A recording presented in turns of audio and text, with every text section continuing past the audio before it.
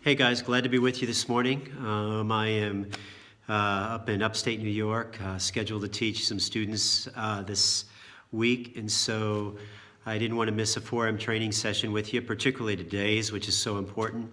That is, in a conflict, how it is that we work through the criticism that's given to us. So we have a couple of ideas for you this morning, and then we'll let you break to your groups. But this is really important.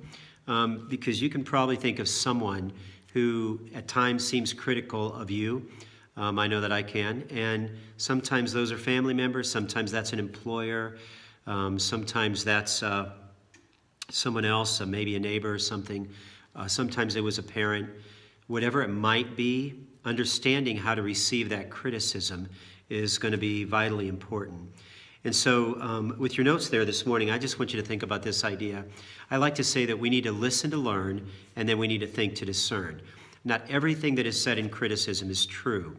And often things that are said in criticism aren't said in love. So though it may be a violation of Ephesians 4:15, where it says speak the truth in love, it doesn't necessarily mean that we can't learn from it.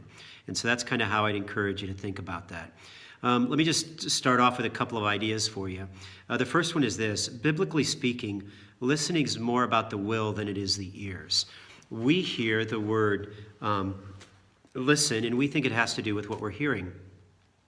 But really it doesn't. I years ago remember the story that a grandfather told me. He saw his grandson on the back porch neatly clipping and cutting off with the scissors the tops of all the flowers that his wife, the boy's grandmother, was growing there. And he didn't understand. He saw him from a distance, and the young man was talking to himself. And so the boy was like 8 or 9 years old. No, he was younger than that. He was 6 or 7 years old. And when he got over there, he heard him saying, I hear you, but I'm not listening. I hear you, but I'm not listening. I hear you, but I'm not listening. And when he got over there, he realized that his wife was tapping on the kitchen window, telling him, don't do that, don't do that. And she was saying to him, can you hear me?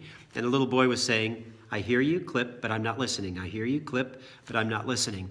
And I think that communicates what the Bible speaks about when it says listening. It's not so much about the ears, it's about the choices of our will or the choices of the heart. And you'll notice this in Proverbs 1:24 and 25. There we read, because I have called you and you refuse to listen, have stretched out my hand and no one has heeded, because you have ignored all my counsel and have none of my approve. I also will laugh at your calamity. I will mock when terror strikes you.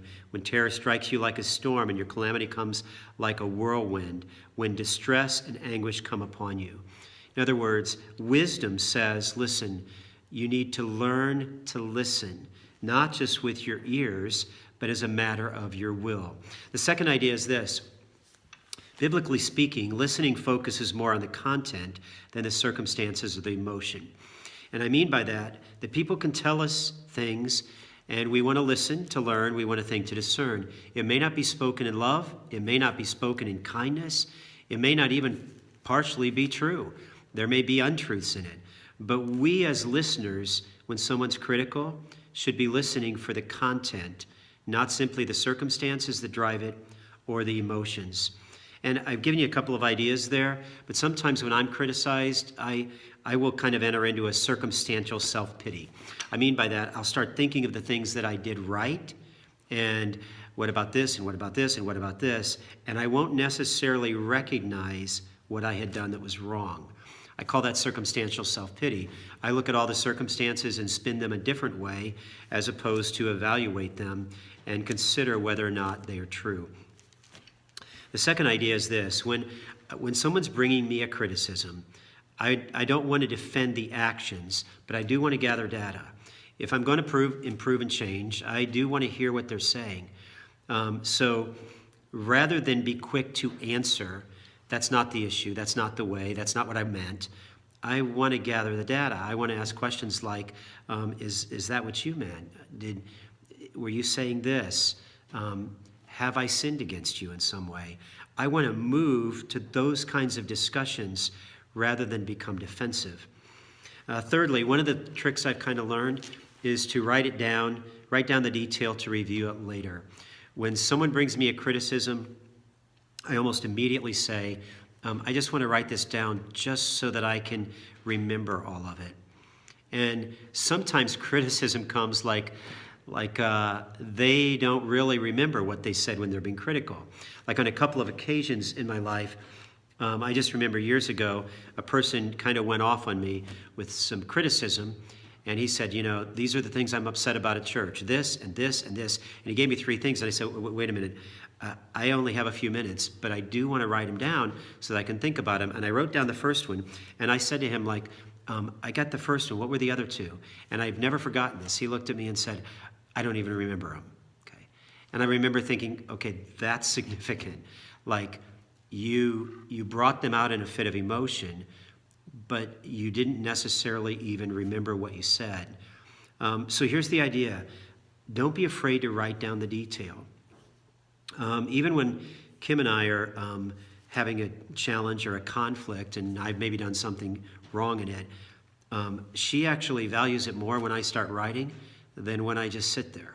So I've found that, I just pull out a notebook and I say, just a minute, I want to get this down. Because she knows that means I'm going to give it additional thought, not that I'm just ignoring. And finally, if you write it down, then you can make a commitment to respond to what you've heard. This is how you listen that focuses more on content than simply the emotion. If you write it down, say, hey, listen, give me a day or so to think about this, and let me think through it because I want to learn from it, and then I'll get back with you on it. So I just encourage you to think that way. Make a commitment to respond once you've spent some time with it. Here's another idea for you. Biblically listening. No, here's another idea for you. Sorry about that. Realize your pride is going to distort the data you received. So when someone's critical, immediately I start coming up with answers in my mind. And I just need to remember that my mind, my pride, is going to distort that data. It's going to say, well, they didn't give you credit for this, or they didn't think about this. And all of that kind of excuse keeps me from really changing from the criticism that is given. So here's a couple of ideas that go with realize your pride is going to distort the data you received. Mentally, don't attack your attacker. Don't walk away from it as you evaluate it, as you're trying to discern the truth and start to attack them in your mind. Emotionally, when they're talking, practice restraint. And I mean by that, talk to God, not to yourself. So sometimes when I get upset about something, I have a tendency to talk to myself. What I've learned is to turn that complaint into a prayer. It's something about a prayer that makes it seem, it just helps me exercise restraint. It's easy for me to talk to myself or in my head about it. It's and be wrong. It's a little harder for me to do that with God. And the Psalms are a great example of that. The psalmist over and over again express how they were mistreated, how they were criticized, and yet in the end they still find themselves worshiping God. Finally, volitionally, remind your will to obey. It will want to follow old habits. Romans 6 tells us that do you not know that you're a slave of whatever you choose to obey? And so here's the idea. I know that my will is going to fight me on criticism. It's not going to want to surrender.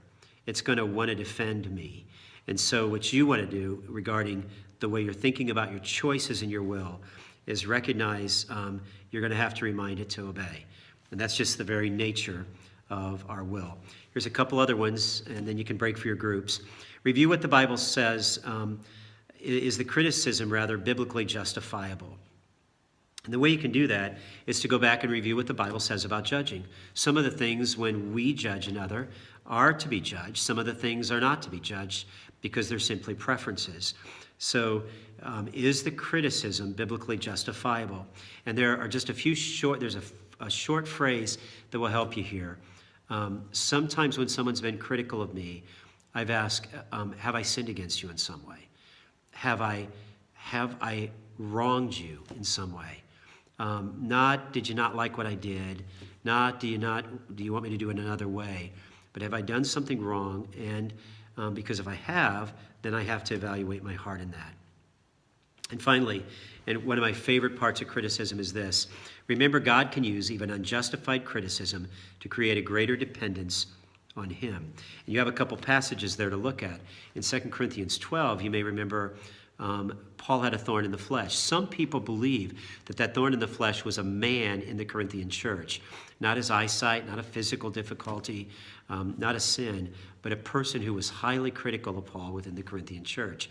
And yet in that, God said to Paul, my grace is sufficient for you. Also, Genesis 39 is another great example, and one of my favorites. Joseph was criticized unjustifiably. He had been true to God and to Potiphar by not sleeping with Potiphar's wife. Potiphar's wife unjustly accused him, you may remember. And most significantly, what Joseph did in that setting was he did what was right. He ran, and then he spent a couple of years in prison for it. Now think about this. In that moment, the text says, God was with Joseph and showed him steadfast love. Over and over in Genesis, you'll read the phrase, God was with Joseph, and he excelled. God was with Joseph in Potiphar's house. God was with Joseph when he worked for Pharaoh. God was with Joseph, but only here does it say, God was with Joseph and showed him steadfast love. A great reminder that in our greatest moments of criticism that we tend to take a little personally, we may find that that's where we find, even if it was unjustified, we might find that that's where we find the greatest expression of the steadfast love of the Lord when we depend upon him in the midst of the criticism. God bless you as you go to your groups and as you begin to discover how God can help you face sometimes the criticism that you might face.